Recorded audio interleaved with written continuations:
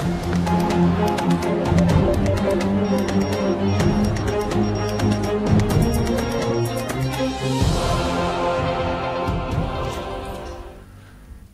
foli ni waleɲuman dɔ bɛ ka ɲɛsi aw ma Mali kɔnɔ ani Mali kɔ kan ni kuma in b'a sɔrɔ aw minnu sigilen don k'aw ɲɛmada jabaraniw fɛ walasa faamuya bɛ sɔrɔ aw fɛ. TV Shirifula bamanankan kunnafoni na walawalali bɛna k'aw ye minnu na Mali kunkan ani diɲɛ fan wɛrɛw kunkan ni y'a kuma selen ye. An ka jamana ɲɛmɔgɔ Elhaji Ibrahim Boubacar Keita ka bɛn ni tɛnɛn tɛmɛnen avril kalo tile 8 a kun ye wele bila an ka jamana diinɛ ɲɛmaaw ma k'a daminɛ alisilamɛya diinɛ ma ɲɛmaaw la ka taa se kerecɛn diinɛ ma ɲɛmaaw ma walasa fɛn min ye kumaɲɔgɔnya ni yafa ye u ka se ka o bila fɛn bɛɛ lajɛlen sanfɛ an ka jamana ye a ka se ka bɔ dingɛ kɔnɔ k'a daminɛ Haut Conseil Islamique du Mali ma ɲɛmaa la ka taa se Groupement des leaders spirituels musulmans du Mali ma ɲɛmaa ma ka taa se kerecɛn diinɛw ka so fila ma ɲɛmaaw ma minisiri ɲɛmaa ka taa se minisiri ma mun ka baaraw bɛ ɲɛsin diinɛ ko ni batogoma jamana kɔnɔ olu bɛɛ lajɛlen kelen kɔfɛ ka wele jaabi lɛri kelen kɔnɔ u ka sɔrɔ ka u dase jamana ka lahalabaw ma Shirifula jabarani so tɔgɔ la an ka maa minnu ye a baara sariya o ye Amadu Jara n'a ka jatala ye Seydou Ɲarenga Kafunɛ Bacili ale bɛna walawalali k'an ye. Marsi kalo tɛmɛnen an ka jamana la jarabila ni kasara caman ye walasa ka se ka fura ɲini o gɛlɛyaw la ɲɔgɔn fɛ an ka jamana kuntigi Elhaji Ibrahim Boubacar Keita a y'a kanu ka sigi ka fɔ don ani jamana kɔnɔdenw ni ɲɔgɔn cɛ min bɛ kɛ sababu ye Mali jamana ka se ka bɔ o gɛlɛyaw kɔnɔ silamɛ jɛkulu min bɛ wele ko Limama Ligue Malien des Musulmans et Érudits du Mali jamana ɲɛmaa ni olu ka sigi tɛmɛnen kɔfɛ a ye wele bila Mali jamana diinɛ ɲɛmɔgɔw ma Haut Conseil Islamique du Mali ma ɲɛmaa Mohamed Diko Mali silamɛ diinɛ ɲɛmɔgɔw ka fara ɲɔgɔn kan jɛkuluba Groupement des leaders spirituels musulmans du Mali ma ɲɛma a Seydou Chérif Ousmane Madani Haïdara Bamako cardinal archevêque son éminence Jean Zerbo ani l'AGMPM délégué général et révérend docteur Nou Ag Infa Yatara silamɛ diinɛ ɲɛmɔgɔw tɔgɔ la Imam Mohamed Diko ani an karamɔgɔba a Seydou Chérif Ousmane Madani Haïdara ye kɔrɔfɔta ni ka waleɲuman dɔ foli kɛ ka ɲɛsin jamana kuntigi Elhaji Ibrahim Boubacar Keita ma ka da ni sigi hakilina tali kan ka sɔrɔ wele kun yɛrɛ kuma dantigɛ u ye Allah tanu ka barka da Allah ye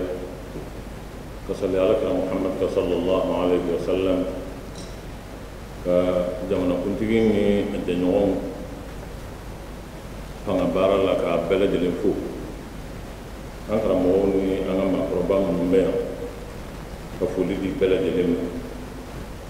kuma in tɛ kɛ kuma jan ye an bɛ dugawu kɛ Ala ka jamana basigi Ala ka hɛrɛ kɛ jamana la Ala ka an dusukun fara ɲɔgɔn kan Ala ka an kɛ kelen ye salamu alaikum wa rahmatullah Ala folen kɔfɛ an sɔlilen ko Ala ka kira kan ni Muhamadu do sallallahu ta'ala alaihi wa sallam an bɛ an ka foli ɲɛsin jamana kuntigi ma n'o ye Ibrahim Keita ye k'an ka foli ɲɛsin a ka baarakɛlaw ma k'an ka foli ɲɛsin minnu welela bɛɛ nana wele lajɛ o ye bonya ye a k'an ka fo n kɔrɔkɛ bɔra sisan ka kuma n'o ye Haut Conseil président ye Cheikh Mohamed Diko an hakili a ye min fɔ kuma tɛ se ka tɛmɛ a kan mais comme a kuma daminɛ na an balimakɛ min ye kuma lase a y'a fɔ ko an ka président y'a bolo bɔ jamanaden bɛɛ nɔfɛ min bɛ opposition na o min ye silamɛ ye o min ye fɛn wɛrɛ k'a y'a bolo bɔ bɛɛ nɔfɛ ko o bolo bɔ in sira de kan ko ani opposition mɔgɔw ye ɲɔgɔn ye ani an ka jamanatigiw ye ɲɔgɔn ye ani an ka limama n'o ye an ka diinɛ ɲɛmɔgɔ dɔw ye k'a n'olu ye ɲɔgɔn ye bon o bolo bɔ in sira fɛ comme a ma walawala mais n'a sɔrɔla toujours bɛn ɲinini de don ka don jamana in kɔnɔ an hakili la mɔgɔ minnu k'u dalen bɛ Ala la u dalen bɛ lahara la olu de ka kan ka kɛ mɔgɔ fɔlɔ ye minnu bi bɛn ɲini ka don sigiyɔrɔ la ka don jamana kɔnɔ ka don kabila kɔnɔ an y'o de kalan an ka sɛbɛnfɛnw na an ye min kalan alakira nɔ na sallallahu alaihi wasallam ani an ye min kalan ala ka kuranɛ na o de ye an ka bɛn i'tasimu bihablillahi jami'an wala tafarraqu a ye ɲɔgɔn minɛ ala ka juruba kelen la aw bɛɛ aw kana fara n'aw farala a fanga bɛ dɔgɔya n'aw fanga dɔgɔyara jugu bɛ fɛ ka se yɔrɔ min na a bɛ tɛmɛ o kan anw y'o kalan ni wele kun ye nin de ye ne bɛ nin de fɔ salamu alaikum wa rahmatulahi ta'ala wa barakatuh. Chrétien diinɛ tɔgɔ la jamana maa ɲɛmaw ka miirina ɲuman in fora cardinal Jean Zerbo fɛ hali n'o y'a sɔrɔ a fana tun bɛ ka ɲininkali caman tɛngu a la kɛnɛ in sigikun laɲini kan. Amina ko fɔlɔ min bɛ bɛɛ lajɛlen la bi n'o kama ka bɛɛ lajɛlen kɔnɔ gan kabini mankan in wulila an ka jamana kɔnɔ don o don n'a ma fɔ nin ma damadɔ in ɲi tora la u bɛ fɔ an ye ko ma damadɔ k'olu bolila ka taa sigi yɔrɔ wɛrɛ la hali Bamako bɛ yan an tɛ se k'an da don a bɛɛ lajɛlen la min kɛra kɔsa in na an bɛɛ b'a dɔn mois de mars kɔnɔna na jateminɛ yɛrɛ la n'i y'a kɔlɔsi kabini mois de janvier daminɛ ka se mois de mars la tiɲɛni min kɛra jamana in kɔnɔ ala de b'a dɔn ala ka yafa ma koyi bawo tiɲɛni k'a ɲɛsin adamaden ma ka mɔrɛ a ni la o kɔni dɔ masa ala fɛ la vie humaine est sacrée nka kabini mankan in daminɛna don o don dɔ de bɛ fara o hakɛba in kan k'o kɛ an ka jamana in kɔnɔ a ka bon hakili ma nka a fura bɛ ala bolo o tuma na an bɛ dugawu de kɛ adamaden o adamaden tora nin diɲɛ in na fo ka se sisan ma an ye minnu kɔmɛ an ma minnu kɔmɛ o ala ka kɛ o bɛɛ lajɛlen jateminɛman ye. Mali églisiw ka fara ɲɔgɔn kan tɔnba Association Groupement de l'Église et de la Mission Évangélique Protestante du Mali délégué général n'o ye Dr Nou Ag Ifa Yatara ye a ye bonya segin jamana maa ɲɛmaw ma olu minnu sɔnna ka jamana kɔnɔdenw ka welewele madakanw jaabi ni ka wele bila diinɛ ɲɛmɔgɔw ma u kana jɛ ka kuma jamana lahalaya kan kɛrɛnkɛrɛnnenya la lakanabaliya min ni o bɛ Mali jamana kɔrɔyan fan fɛ ni o kɛlen do k'ale yɛrɛ kamana gan bi. Jamana ɲɛmɔgɔ Elhaji Ibrahim Boubacar Keita a kelen kɔfɛ ka diinɛ ɲɛmaw lamɛn a yɛrɛ sɔrɔla ka kɔrɔfɔta ni ka sanga kɛ k'i dase jamana ka lahalaw ma ni waati laban ninnu kɔrɔ ka laban ka folikan kɛrɛnkɛrɛnnen kɛ ka ɲɛsin diinɛ ɲɛmaw ma n'u ka wele jaabili ni ka sɔrɔ ka jiru la k'a fɔ fɛn min ye kumaɲɔgɔnyaw ye o de bɛna dayɛlɛ mɔgɔw ni ɲɔgɔn cɛ walasa jamana in bɛ se ka bɔ gɛlɛya kɔnɔ. Amadu Jara n'a a ka jatala Seru Ɲarew ye mun sɔrɔ ka bɔ yen an ka jɛ ka ɲɛma dɔw fɛnɛ fɛ.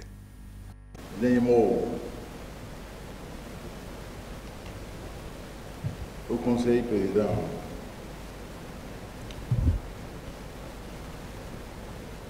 alors que Mamadiko, groupement de leaders musulmans Niamoro, Branche Fomara Niagara, Chérif, Église catholique Niamoro,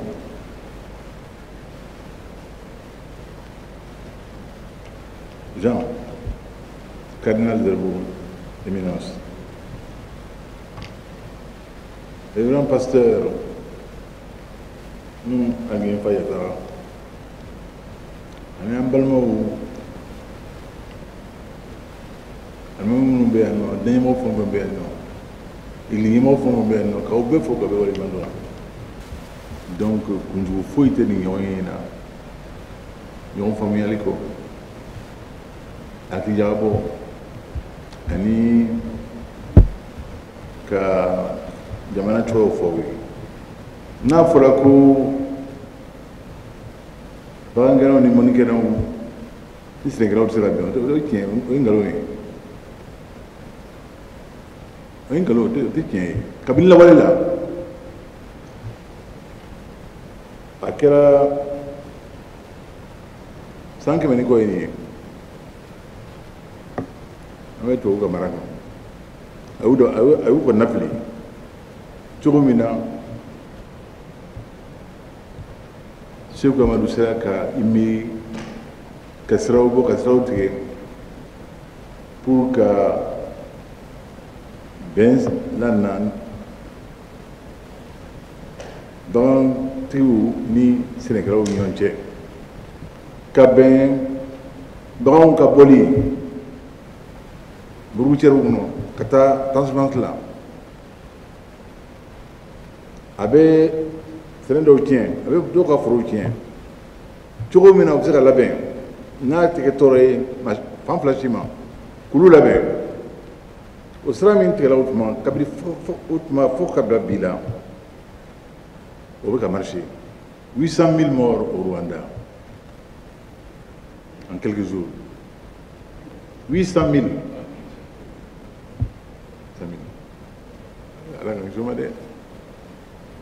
Donc, on a encore au Umukono, ma si canam blanguerela. En ni nanju angado. Nyelet masrade, wole kumfana. Ni au kanini eba, ni bado kundo. Adamna tubanoya. Nga usengena. Murangere tracing chamanke. Me bani tunteo, jua tunteo. Kona jua tundu. Ndungo amano. Ni edi mawe kuma akwa ati edi kone.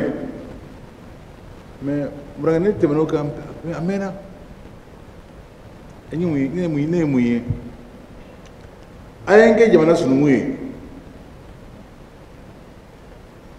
ayenge jamana join no kala misra mo faduni donc nga téléphone ta kan dogoni ngolo to fuyi al kusuro nya wali afana yemboya entre temps anyemin kalfa anga donike bawla constitution ko barara ou ka première conclusion youdma nous avant projet ta flode avant projet nous anta chonk anta balawla ambanjija ka avant projet indi jana nyango vraiment pour que akalage ni mi akada mi ko fayena voilà conseil d'autre me pour vaincre dingo premier ngono amba bla c'est vrai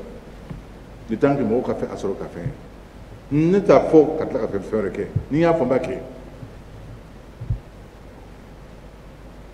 ni di ben fena abran ka boka faire que ntake amu tru yen ko na yen donc au franc ko oira aula akadwa uke ana krowe nyona nga ni kumani hukumu kono ni ndona mawo makashira أولا مو الله سبحانه وتعالى كما كيف فما لكم أكتب على سريع محمد amba wala doniya ka fo jamana nyama ni dina nyama ka nyugonyi abaro kunchira ni jado bolye jami ni alla bena an yere ka jamana la kana ba do fe ni atura siraba kan kasara la ka beni do ko barawye jamana nyamgo ye akanu ga seka ni jembo ka daka kalamunu be jayngono kerengere ni ala ka nyeshi anga jamana la kana bawma shuni kile ulumunu nga wuli ka jo nyeshi be ka seka anga jamana ka la kana amaru jarani siru nyare anga jeka nyamada ukasoro lumfe sigi min tɛmɛna an ka jamana kuntigi Elaji Ibrahim Bubakar Keita ani Mali jamana diinɛ ɲɛmɔgɔw ni ɲɔgɔn cɛ kinikini waati dɔw kɛra kɔnɔ min bɛ jɔ mɔgɔw hakilinata fɛ jamana kuntigi Elaji Ibrahim Bubakar Keita y'a kanu ni ka ja dɔw latɛmɛ a ka maa welelenw ɲɛkɔrɔ u bɛ se ka jɛ o kinikini na cogo min an ka Mali jamana sorasilaka sergent denmisɛn dɔ n'u ko a ma Hamet Dibatere tile dama dama ka kɔn ani bini ɲɛ ka sanga ni sirabaka kasara ye min latigɛ bolila ka sibi sira kan ni sirabanga kasara in kɛra sababu ye k'a bɔnɛ a niw na a kun ye dantigɛli dɔ kɛ i n'a fɔ ko min ɲɛbila kɔrɔfɔ min kɔnɔna na ala ma hinɛna sergent Hamet Dibatere la a kun ye wele bila a sɔrasi ɲɔgɔnw bɛɛ lajɛlen ma a ka ja in wele kun bɛ ɲɛsin a sɔrasi ɲɔgɔnw ma minnu ni olu niw tora faso kumabɔyɔrɔ an ka jamanakuntigi Elaji Ibrahim Bubakar Keita ni kinikini ni dusumakasa ye o de kama a ma sɔn ka ni ja in lajɛli dan a kelen ma a y'a kanu jamana kɔnɔden bɛɛ lajɛlen ka ja in lajɛ walasa ka se k'a ka kinikini faamu sigi in senfɛ min tɛmɛna an ka jamanakuntigi Elaji Ibrahim Bubakar Keita ani Mali jamana diinɛ ɲɛmɔgɔw ni ɲɔgɔn cɛ o bɛ jamanakuntigi ŋaniyaw sɛbɛntiya k'a jira a bɛ fɛ k'a bolo bɔ jamana kɔnɔdenw ye walasa maliden kelen kelenna bɛɛ lajɛlen ka fara ɲɔgɔn kan ka siraw tigɛ ɲɔgɔn fɛ kolosuma ni basigi bɛ se ka don an ka jamana kɔnɔ Mali ka segin a danbe kɔrɔ minɛn kɔnɔ I n'a fɔ ladalako la fɛn min ye alisilamɛya dɛmɛtɔ ansaruw ye u bɛ kɛnɛ sigi alakira Muhamadu kisi ani nɛɛma b'a ye ani a bɔnaw ka bɛn n'u ka bangeli san kunbɛw ye ka bɛn ni ntɛnɛn tɛmɛnen avril kalo tile 8 fɛn min ye Alimamu Useni ye. Kɛnɛba sigira ale tɔgɔ la mun wajulu kɛra an karamɔgɔ fɛ a Seyid Sherifu Usman Madani Haidara. Wajulu kɛnɛ yɛrɛ sigira Bangoni Janginɛbugu la sigida Galela. Tata Ture ni Baba Keta ka fara Abdoulaye Sugudogo ka u ye mun sɔrɔ ka bɔ yen an ka jɛ ka ɲɛmadaw fɛ. Silamɛw bɔra Mali fantan naani bɛɛ lajɛlen na kɛrɛnkɛrɛnnenya la Ansaru an'u kanubagaw u bɛ taa mɔgɔ kɛmɛ caman na minnu ye ɲɔgɔn sɔrɔ Sadusi Waza kalanso kuruba kɔnɔ komini 1 na Bamako faba kɔnɔ ka bɛn ni tɛnɛndon avril kalo ye walasa ka daliba masa wale ɲuman dɔn ani ka nisɔndiya ni Imam Useni bangeni ye n'o ye Alakira kisi ani nɛɛma b'a ma ale mɔdenkɛ ye ka kɔn an fa ani an karamɔgɔba nali ɲɛ a ka kalanden 2 olu ye kɛnɛ ɲɛnamaya ni Imam Eli Useni ka tarikuw ye n'a ye jɔyɔrɔba minnu fa silamɛ diinɛ dɛmɛli ɲɛtaga sira kan ka sanga ni nɛgɛ kaɲa 23 waati ye an fa ani an karamɔgɔba a Seyid Sherifu Usman Madani Haidara silamɛya dɛmɛtɔn Ansaru ɲɛ jɔyɔrɔ ka fara groupement des leaders spirituels musulmans du Mali ɲɛmɔgɔba kan a ye kɛnɛ lasɔrɔ kɛnɛ min n'a kun falen don ni Ansaru ye ka fara u kanubagaw kan ka bɔ Bamako fantan naani bɛɛ lajɛlen na. An bi su min na o ye Seydina Useni ka bangeni su de ye. Seydina Useni min ye Alakira mɔden min na a jɔra Alakira kɔfɛ a fa kɔfɛ n'o ye Seydina Ali ye ka kɛlɛ kɛ silamɛya ɲɛda kama silamɛya ɲɛnamayali kama komi silamɛ bɛɛ lajɛlen b'a kɛ cogo min na an fana b'a a fêter o cogoya la ka an ka adhésion ka an ka majigi jira ka ɲɛsin Alakira bɔnnaw ma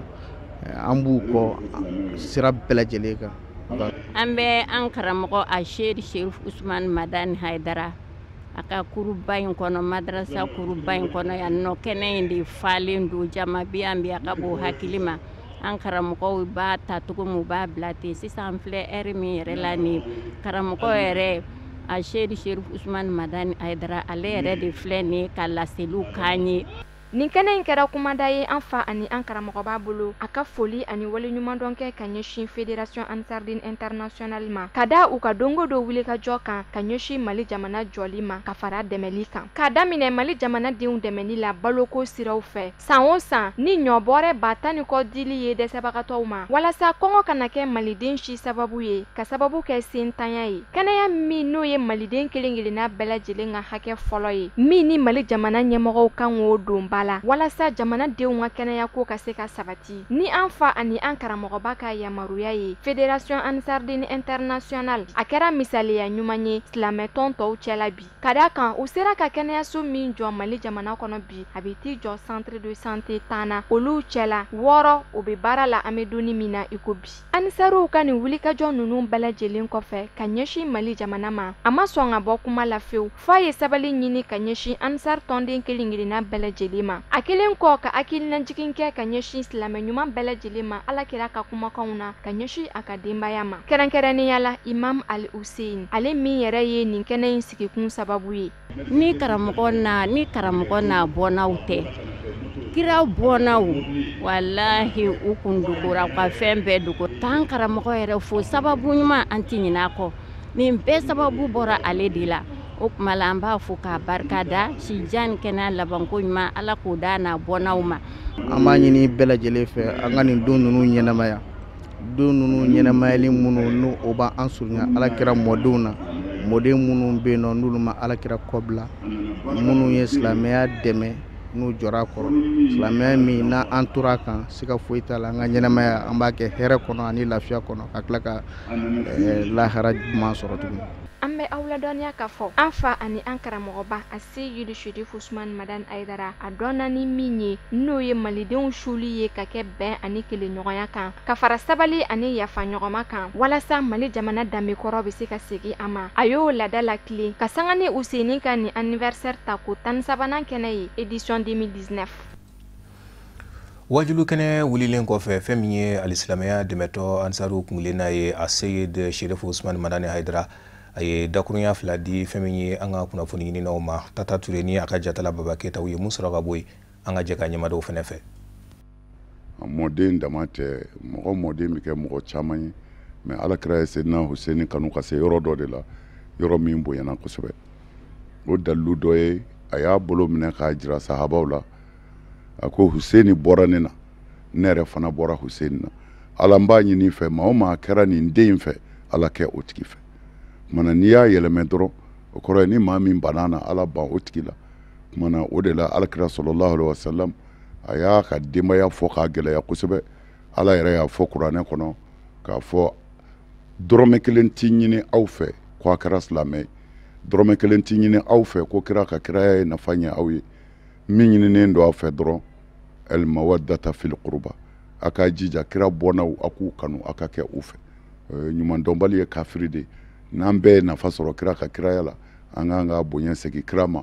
Seydina Hussein o n'a ta bɛɛ Seydina Hussein mɔgɔ minnu y'a faga selilaw de don minnu y'u nafa n'a mɔkɛ ka cikan ye olu de tilala ka kɛ a sababu ye mais o gundo ani min bɔr'o la lahara ala b'o ɲɛnabɔ k'a ɲini ansaruw fɛ cɛ n'a muso denmisɛnnin maakɔrɔbaw bi yɔrɔ o yɔrɔ u ka sabali anw b'a di Mali gouvernement de ma jamiyata ansarudin b'a kɛ gouvernement de ye gouvernement ka baara ye n'a bi se ka jamanaden bɛɛ ka se ka furakɛ o de ka gɛlɛn fɛn bɛɛ ye jamanaden bɛɛ ka se ka balo sɔrɔ o de ka gɛlɛn fɛn bɛɛ ye mais san o san ansarudini bi ɲɔ bɔrɛ 600 ɲɔ bɔrɛ 6000 san o san ansaru b'o de di fandanw ma se tɛ mɔgɔ min 600 o ye a dɔgɔyalen ye n bɛ fitinin de ta sinon salo u ye ɲɔ bɔrɛ 103 de di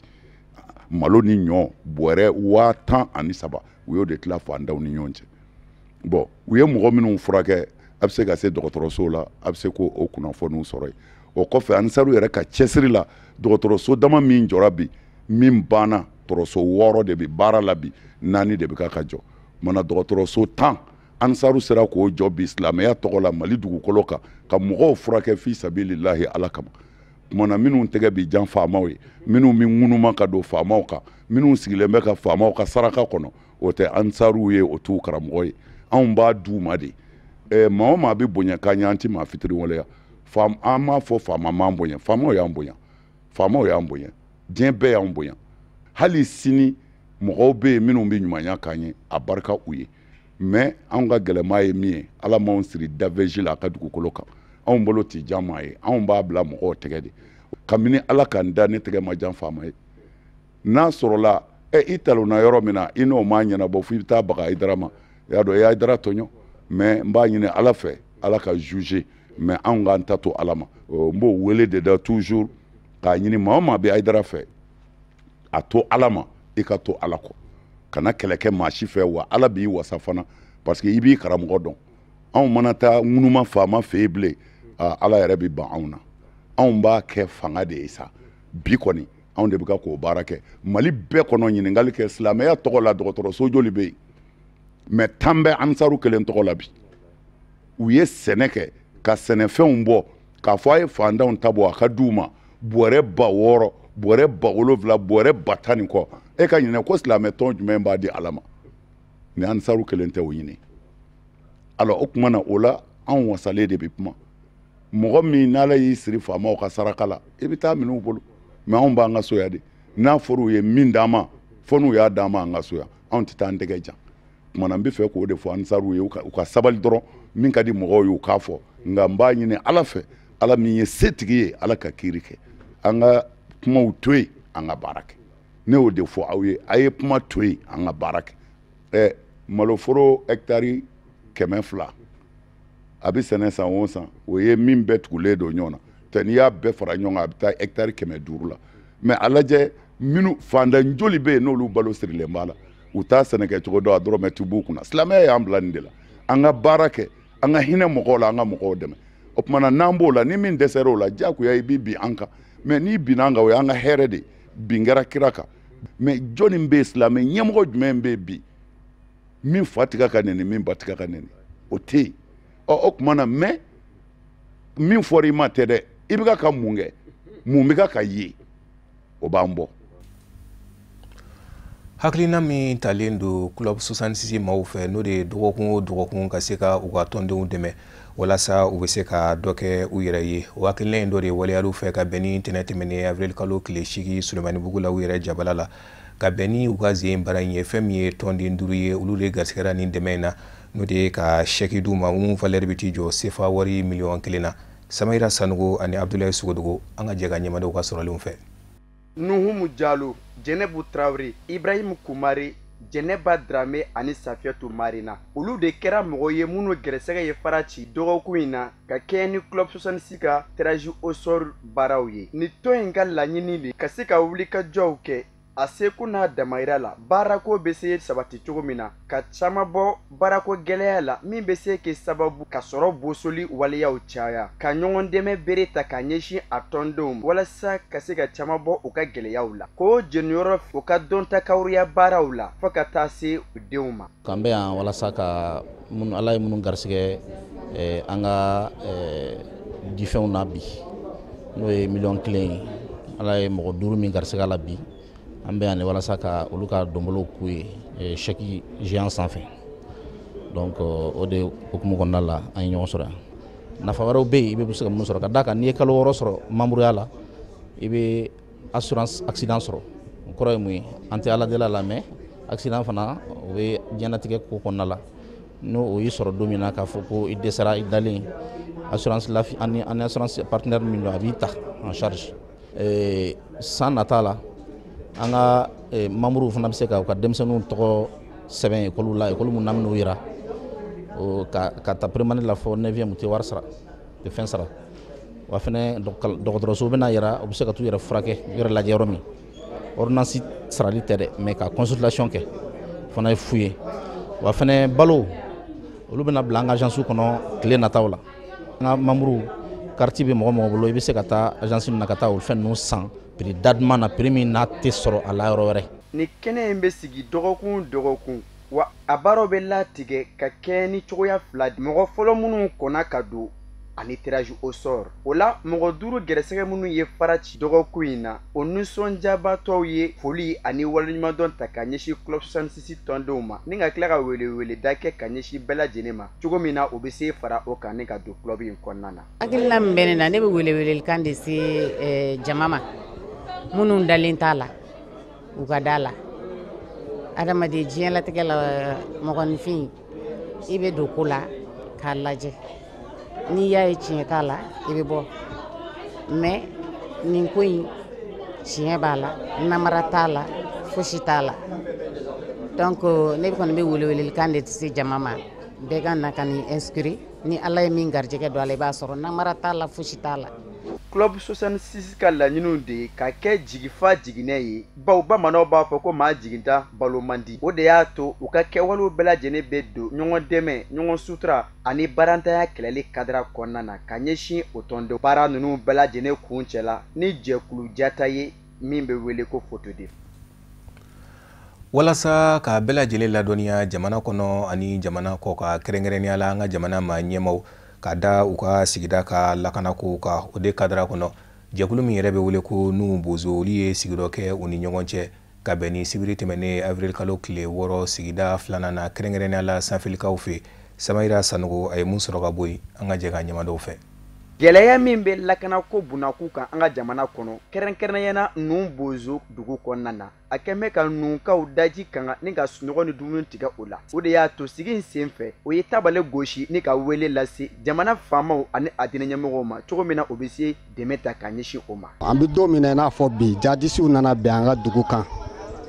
bon an kan ka taa mɔti an kan ka taa an ka suman na an ka nafɛnw san yen mɔti sira tigɛra bon an ɲɛsin yɔrɔ ye Jafara bɛ fana sira tigɛra anw ye mɔnikɛlaw de ye ani cikɛlaw baara wɛrɛ t'an na olu kɔ bon an bɛ yɔrɔ min na an tɛ se ka ci kɛ salaw sini ko an ma ci kɛ salon ko an ma ci kɛ n dalen don a la ɲinɛ fana an tɛna ci kɛ bon adamaden tɛ se ka ɲɛ balo kɔ ani ji bon jɛgɛ b'an ka ba yɔrɔ bɛɛ la an ka kɔ ninnu jɛgɛ b'a la an tɛ se k'a mɔ. A ka ca san 2 ye ni gɛrɛntɛ in bɛ sen na Nuhu dugu kɔnɔna na o de y'a to a kɛra sababu ye ka dugudenw bali k'u ka baara kɛ min sen fɛ o bɛ u ka dayirimɛ sɔrɔ. Nuhu kɔnɔ nin ka ca san 3 ye san 3 in kɔnɔ boso balo fɛn jɛgɛ don an bɛ sɛnɛ kɛ ka fara jɛgɛ kan an ka bagan minnu bɛ an ka dugu la o y'an ka baganw bɛɛ cɛ ka taa n'a ye an ka dugu kɔnɔ kuru minnu an bɛ mɔni kɛ n'a ye hali kuru minnu jijara k'u to sira kan o kuru ninnu bɛɛ lajɛlen minɛna k'a jeni ka tasuma don a la ne ka cikan ye n b'a fɔ Usmani Sherifu Madani Haidara Bamadan de a ka d'an ye an y'a kanu sabu mun na a ye diinɛ walawala tiɲɛ kan anw bɛ delili si a yɛrɛ ma a k'an dɛmɛ a ka nungaw dɛmɛ kɔngɔ b'an na a k'an dɛmɛ minɔgɔ b'an na a k'an dɛmɛ an ja tigɛlen don a k'an dɛmɛ an fasalen don saya an gɛrɛlen don o de la sabu n'i ko adamaden n'i ko a ti balo ka balo tigɛ a la ka ji tigɛ ka girin tigɛ i ko mun i k'o tigi ka sa n'u bozo ka den minnu bɛ jamana kɔ kan fo ka taa se a kɔnɔna na o jɔrɔlen don kosɛbɛ cogo min na bɛn ani keleya bɛ se sigi o ka dugu la o de kadira kɔnɔna na o b'a ɲini maliden bɛɛ lajɛlen fɛ kɛrɛnkɛrɛnyana jamana ɲɛmɔgɔw ani maa ŋɛnɛya ɲuman bɛɛ ka se ka dɛmɛ don k'a ɲɛsin o ma cogo min na o bɛ se bɔ gɛlɛya in kɔnɔ kɛlɛ de bɛ nu a bɛ ɲini ka na nu ci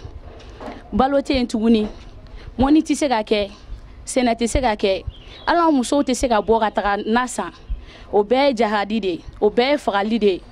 a kuma tɛ se ka fɔ ka ban wa ne kɔni bɛ mun ɲini Mali faamaw fɛ wa ɲa ma ala ni alakira kama u ka sécurité bila ka taa nu mun bɛ se k'u kisi ni jadisi ninnu tɔɔrɔ ma sinon a ko gɛlɛyara dɛ a ko gɛlɛyara fo k'a fɔ ko a gɛlɛyara balo tɛ yen bilen ji tɛ yen bilen fosi fosi tɛ yen nɔ i tɛ se ka taa diɲɛ yɔrɔ si i tɛ se ka taa ba la fini tɛ se ka ko bilen minɛn tɛ se ka ko hali ala ma taa lɔgɔ tɛ se ka taa ɲini tuguni gɛlɛya in kɔlɔlɔba dɔ kɛra siranya ye n'u bozokaw dusukun na o de kɛra sababu ye k'o bali hali o ka se ka bɔ n'u da fɛ ko o bɛ taa baara wɛrɛ kɛ hali minnu ye forola baaraw ye o tɛ se k'o kɛ samiya dun b'a la k'a sɛnsɛn ka na an nana kolo Bamakɔ yan pedan n'a kɔmɔgɔw ye o k'an dɛmɛ ala ni kira kama n ye caman kɛ ala yɛrɛ mɛ jaabi t'an bolo an ye sɔrɔdasiw wele n'o ma n'an dɛmɛ dugu bɛ wuli don o don o bɛ na an ka dugu kama waati na juma o juma bɛ na k'o bɛ dugu wuli an tɛ se ka taa mɔni kɛ an tɛ se ka taa ci kɛ an tɛ se ka taa dɔgɔ la binjala an b'o de jeni bin o de ye dɔgɔ ye siya an bɛ dɛmɛ ɲini ala fɛ an b'a ɲini kira fɛ an b'a ɲini faamaw fɛ o kɔfɛla na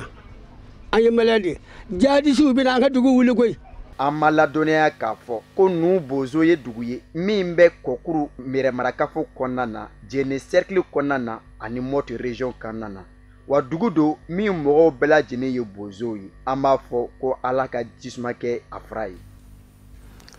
sibiri tɛmɛnen avril kalo tile 6 kɛrɛnkɛrɛnnenya la makɔrɔw tɔgɔla so kɔnɔ sigiba dɔ kɛra yen mun hakilina bɔra association Mali Lumière International maaw fɛ walasa u ni denmisɛnw ka se ka masala fɛn min ye jamanaden ɲumanya ye u ka se ka o kɔrɔ walawala u ye Alamidu Badini Dramani Malenga Maretu Jalo ale bɛna walawalali kan ye jamana siniɲɛsigi ye sifinw ye wa jamana bɛɛ kan ka i disi gosi ni a ka denmisɛnw ye o hukumu de kɔnɔna la jɛkulu min bɛ an fɛ yan n'a bɛ wele ko association Mali Lumière International a ye hakili falen kɛnɛ sigi sen kan walasa ka babu sen damadama walawala min bɛ tali kɛ sifinw yɛrɛ ka diɲɛnatigɛ taabolo la an ka jamana kɔnɔ o bɛ tali kɛ fasoden ɲumanya ani subahana mansin subahana fɛnw baarali kɛrɛnkɛrɛnniyala réseaux sociaux an nana baro min na baro in bɛ tali kɛ jamana ka basigi ani malidenw ka kɛnɛya an ka se ka ɲɛsin o ma an nana kɛnɛ min kan an y'a sɔrɔ denmisɛnninw ka ca ni maakɔrɔbaw ye donc an ka kuma fanba bolila pour que jeunes ka se ka jamana dɔn u ka k'u ka jamana fɛ ɲɛmaa minnu b'an bolo an ka se k'u dɛmɛ cogo min na parce que jeunes caman bɛ réseaux sociaux utiliser a kɛra Facebook ye o a kɛra WhatsApp ye o a kɛra Viber ye ka kɛ n'an ma ɲɛ k'an bɛ kunnafoni min cari o kunnafoni nga tali kɛ fɛn fɛn kan ye fɛn fɛn bɛ se ka jamana feere ka ɲɛ fɛn fɛn bɛ kɛ sababu ye maaw b'u yɛrɛ sɔrɔ Mali kɔnɔ fɛn fɛn bɛ kɛ sababu ye dunan ni malidenw minnu bɛ jamana kɔ kan n'u b'a fɛ ka na n'u ka musaka ye n'u b'a fɛ ka na n'u ka dɛmɛ ye n'u b'a fɛ ka na entreprise sigi jamana kɔnɔ ka baaradaw dayɛlɛ u kana siran u kana jɔrɔ mais ni anw yɛrɛ kɛra sababu ye ka ko kɛ ka waleyaw dɔ sigi jamana kɔnɔ min bɛ mɔgɔw laboli ka mɔgɔw lasiran a bɛ na ni gɛlɛya tɔ ye o gɛlɛya bɛ se an yɛrɛ ma a bɛ se jeunes ma bɛɛ ni keleya an ka jamana kɔnɔ fo ka taa se jamana kanu ma o de ye association Mali Lumière International bila ka ni kɛnɛ in ɲɛnamaya laɲini min nana ni kɛnɛ in bolodali ye donc an ye association yɛrɛ sigi kun pour que an ka se k'a fɔ mɔgɔw ye o k'a faamuya donc an ye association sigi koɲɛ damadɔ de kama a fɔlɔfɔlɔ an k'an tɛ siya woloma ko fɛ an ka jamana kɔnɔ filanan min b'o kan an ko diinɛ mɔgɔw donni politique la vraiment an t'a fɛ sabanan min dalen don o kan diinɛ mɔgɔw politique mɔgɔw ka taa mɔgɔw kunkari ɲɔgɔn na diɲɛ fa bɛɛ lajɛlen fɛ vraiment an t'o fɛ donc o de la an ye mɔgɔw wele wula in na an bɛ fɛ ka kunnafoniya da mɔgɔw tulo kan ka bɛɛ lajɛlen lafaamuya k'a fɔ an ka se k'an ka jamana an k'an bolo don a kɔrɔ ni bɛn ni kelenya ye. Hakilina jiginna Mali Lumière International ye jɛkulu ye min sigila kabini san 2017 a sigikunba dɔ ye ka Elhaji Ibrahim Boubacar dɛmɛ a ka baaraw la ni ka hakilinaw sinsin. Tɔ min fɛnɛ bilala sen ka Gundam ka ɲɛta sabatili kama u k'a ma ko Association pour le développement de la ville de Gundam ka bɛn ni sibiri tɛmɛnen Mémorial Modibo Keita kɔnɔ olu fɛnɛ ye alikuranɛ kalanba labɛn ye togoya min na bɛn ni keleya u bɛ se ka sinsin an ka jamana kɔnɔ. Usman Kan ale mun sɔrɔ ka bɔ yen an ka jɛ ka ɲɛmaadɔw fɛ. Kuranɛ kalan caman kelen Rajaba kalo in kɔnɔna la Gundamkaden minnu bɛ Bamakɔ yan n'olu ka tɔnba ye Association pour le développement de la ville de Gundam ye ADVG olu ye duwawu kalanba sigi sen kan a kɛra sibiridon avril kalo tile 6 san 2019 Mémorial Modibo Keita la laɲini min tun bɛ nin duwawu kalan na o ye ka basigi ani kolosuma sabati an ka jamana kɔnɔ. Laɲini min b'a la o ye lafiya de anw bɛ ka lafiya de ɲini parce que sɛgɛn min kɛra an ka jamana kan bɛɛ bɔra kalama ka taa 2012 la ka na se sisan ma digi kɛra an na kojugu digi kɛra an na ni ko nana a bɛ na muso de kama a bɛ na denmisɛnninw de kama a bɛ na cɛw de kama a bɛ na dɔgɔninw de kama a bɛ na denw de kama an sɛgɛnna kojugu donc an y'a ye k'a fɔ solution min b'a la an ka segin Ala ma an dusukun ka segin Ala ma an ka segin k'an ka balimaya jabo an ka segin k'an ka sinanguya jabo an ka segin Ala ma donc o de ye an ka bi ta ye k'an sigi ka Ala deli pour k'a ka se ka hinɛ na ka lafiya di an ka jamana ma. An bɛɛ ka jɛ ka duwawu ta jamana in ye jamana wɛrɛ t'an bolo nin kelen kɔ ni gɛlɛya b'a la dɔw kana lajɛ ko bi ka fisa olu ma ni jamana tiɲɛna a tiɲɛna an bɛɛ de ka taa Kayi fo ka taa bila Kidal an bɛɛ de ka kan jamana in na donc jamana in lafiya o de ka fisa anw ma hali ni an dɔw bi lafiya la an ka miiri an denw na a kana tiɲɛ an kana tiɲɛ k'a d'u ma donc an ka Ala deli Ala de bɛ se ka an bɔ bolo la o ni an ŋaniyaw an ka ŋaniya falen ka ɲɛsin Ala ma ka ɲɛsin tiɲɛ ma. Tɔn yɛrɛ sigira walasa ka Gundam ani Gundamkadenw ka gɛlɛya minnu bɛ yen nɔ ka se ka o dɛmɛ o gɛlɛya ninnu bɛ se ka wuli cogo min na ani ka baara kɛ walasa Gundam ka ɲɛta bɛ se ka sabati cogo min na wa hakilinaw caman fana bɛ u la don ni a nataw la. Tɔn sigira mɛnna depuis lawal Gundamkaw min bɛ Bamakɔ nos tontons nos aînés nous tun bɛ yan avant nous o ye nin tɔn créé a ka ca ni san 40 donc génération ni génération sisan olu yɛrɛ y'a fɔ ko an minnu ye denmisɛnninw ye olu b'u reposer an ka na ɲɛmɔgɔya la donc u ye nin bureau sigi février kɔnɔna na donc a ko sisan an fana tɛ se ka sigi an ka baara fɔlɔ an bɛna kɛ o ye kuranɛjigi ye Ala ka na ni basigi ye o kɔfɛ kalan tigɛ kɛ ekɔlisow la donc Gundamdenw minnu bɛ kalan na minnu kan ka bac kɛ ani minnu kan ka DEF kɛ an ka activité filanan a bɛna kɛ k'u dɛmɛ ka cours organiser minnu bɛ se k'u dɛmɛ wala bɛ se ka examenw kɛ hɛrɛ la ani bana o kɔfɛ Gundam o b'a fɔ ma ko dugu min de don u b'a wele ko Gundam c'est le cercle des lacs c'est la ville des lacs c'est-à-dire que baji b'an fɛ il y a des lacs le lac Télé le lac Horo le lac Fagbin donc ji ka ca mais CCRS nana ji tɛ tuguni mais dugukolo kɔni b'an bolo donc dugukolo min b'an bolo an ka tɔn an bɛ ka a ɲɛɲini faamaw fɛ partenaires fɛ projets fɛ ka forage ɲini k'u sigi an ka dugukolo kan pour que jeunesse min bɛ Gundam bi jeunes bɛ se ka u yɛrɛ dɛmɛ ni mun ye pour que u ka to u fa n'u baw kɛrɛfɛ pour que se ka cɛkɔrɔbaw ni musokɔrɔbaw dɛmɛ Ala ka na ni lafiya ye. Hakilila jiginna waati min na nin kuranɛ kalan in ni duwawu don in bɛ ka kɛ Mémorial Modibo Keita la o waati kelen na Gundam misiriba fana kɔnɔna la kuranɛ kalan ni duwawu caman tun bɛ ka kɛ nɔ walasa basigi bɛ se ka sabati an ka jamana in kɔnɔna la cogoya min na. O fana de bɛ an sɛnsɛn ka se diɲɛ fan wɛrɛ kunnafoniw ma Kafunɛ Bacili ale bɛ bi ta walawalali ka ɲɛ.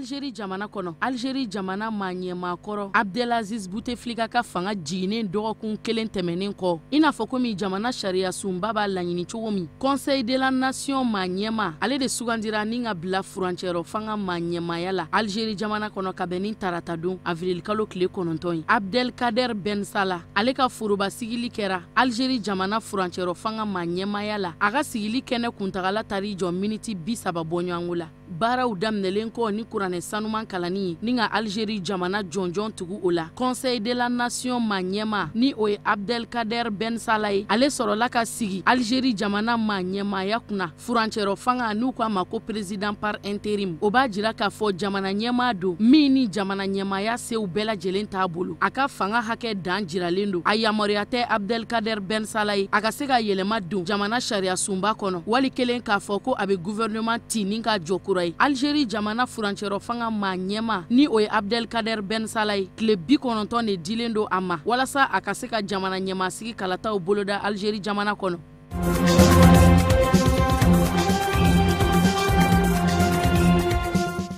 Sudan jamana kɔnɔ muɲugumanyaga waleya minnu ni olu talen don nisɔngoya taamakɛlaw fɛ o nisɔngoya taamakɛla ninnu kɔni sen tɛ ka juru magaya hali bi bawo muɲugumanyaga waleyaw tɛ ka kɔtigɛ Sudan kɔnɔ a bi tile 3 bɔ bi nisɔngoya taamakɛla ninnu bɛ u fara ɲɔgɔn kan ni ka taa u ka nisɔngoyaw jira sorasiw dagayɔrɔ da la ni o ye QG de l'armée ka bɛn ni ntɛnɛndon avril kalo tile 8 ye nisɔngoya taama min ni o bolodara jamana kɔnɔdenw fɛ o nisɔngoya taama in sen fɛ u ye sigikafɔ laɲini kɛ Sudan Silakaw fɛ walasa furancɛyɔrɔ fanga gouvernement kura bi sigi gouvernement de transition min ni a bɛna jamana ɲɛma Umar El Beshir ka fanga nɔnabila ka sanga ni o muɲugumanyaga waleya ninnu ye jamana kɔnɔdenw fɛ maa bɛ se k'a fɔ sorasilaka ninnu bɛ ka u ni dungɔw fɔ u ye ka bɛn ni sibiri tɛmɛnen ye bataki min ni o kalanna nisɔngoya taamakɛla maa ba 40 ɲɛkɔrɔ sorasilakaw dagayɔrɔ kin kɔnɔ Khartoum camancɛ yan fan yɛrɛ la o min sen fɛ Sudan jamana fanga sinamatɔn jɛkulu tɔndenw ye u ka welewelemadaw kurakuraya Sudan jamana ɲɛma Umar El Beshir bɛ se ka jigin ka bɔ fanga la cogoya minnu na a n'a ka régime ka taa ka bɔ Sudan kɔnɔ o hakilina kelen de kadara kɔnɔ ka bɛn ni ntɛnɛndon nisɔngoya taama ye bataki min ni o kalanna nisɔngoya taamakɛla ninnu fɛ o kɔnɔ kumaw b'a laɲini jɛkulu dɔ ka sigi sen kan u bɛna min wele ko Haut Conseil jamana sɔrasilakaw ka ciden na kɛkulu min kɔnɔ ka fara nisɔngoya taamakɛla ninnu ka cɛbɔw kan minnu ni olu bɛna jɛ ka masala ɲɔgɔn fɛ walasa ka se ka fɛɛrɛw ni dabaliw sigi sen kan jamana ɲɛma Umar El Beshir bɛ se ka taa ka bɔ fanga la Sudan du Sud jamana kunna cogo min walasa furancɛyɔrɔ fanga bɛ se ka sigi sen kan furancɛyɔrɔ fanga min bɛna jamana ɲɛma ka fanga nɔnabila waati kɔnɔ.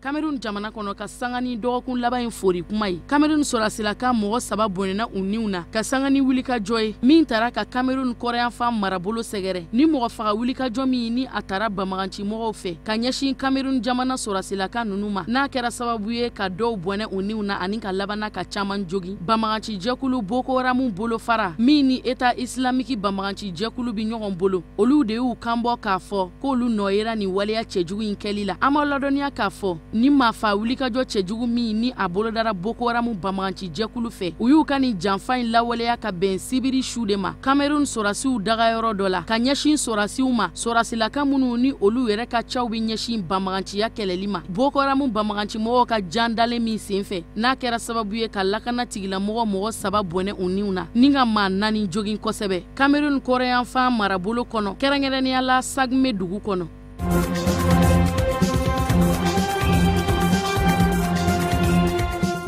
Uranda jamana maa ɲɛmaw ye tasibila kɛnɛ min sigi sen kan ka bɛn ni karidon avril kalo tile 7 ye walasa ka se ka tasibila kɛ ani ka hakili jigin kɛ ka ɲɛsin mɔgɔw ma kɛrɛnkɛrɛnnenya la Uranda jamana siya minnu ni olu bɛ wele ko Tutsiw olu minnu ni olu bɔnɛna u niw na ka sanga ni siyaw yɛrɛ damaw cɛ fɔɲɔgɔnkɔw ye fɔɲɔgɔnkɔ kɛlɛ min ni o tɛmɛna Tutsiw ani Hutsiw ni ɲɔgɔn cɛ n'o kɛra sababu ye ka dangari kɛ Tutsiw la kosɛbɛ o tasibila kɛnɛ in ka Uranda jamana kɔnɔ Faransi jamana ɲɛma Emmanuel Macron ma ye kɛnɛ kɔnɔ kɔnɔ a ka ciden min taara ka se k'a nɔnabila tasibila kɛnɛ in kɔnɔ uranda jamana la o ye faransi jamana ka wasaden ye wasaden min ye uranda jamana den dɔ ye n'u ko a ma ko Hervé Berville a bilasirala Rémi Marchero fɛ ka fara faransi jamana wasaden 2 wɛrɛw kan olu de nana uranda jamana kɔnɔ walasa kana se ka ye uranda jamana maa ɲɛmaw kɛrɛfɛ tasibila kɛnɛ in kan ka ɲɛsin uranda jamana maa fagajugu san maa bɔnɛlenw ma u niw na faransi jamana ka ciden minnu ni olu taara faransi jamana jɔyɔrɔ fa u bisimilala bisimila cogo ɲuman na uranda jamana fɛ o ye tamasiyɛn ɲuman ye tamasiyɛn min ni a bɛ uranda jamana ani faransi jamana cɛ jɛɲɔgɔnyaw kɔrɔ doni ko fɔ faransi jamana ɲɛma Emmanuel Macron ka ciden kɛrɛnkɛrɛnnen Hervé Berville ale min nana Emmanuel Macron tɔgɔ la sigi min ni o kɛra ani uranda jamana ɲɛma Paul Kagame ni ɲɔgɔn cɛ o sigi hakilina falen falenw fana bɛ jigisigi waleya ko fɔ jamana 2 ninnu ni ɲɔgɔn cɛ.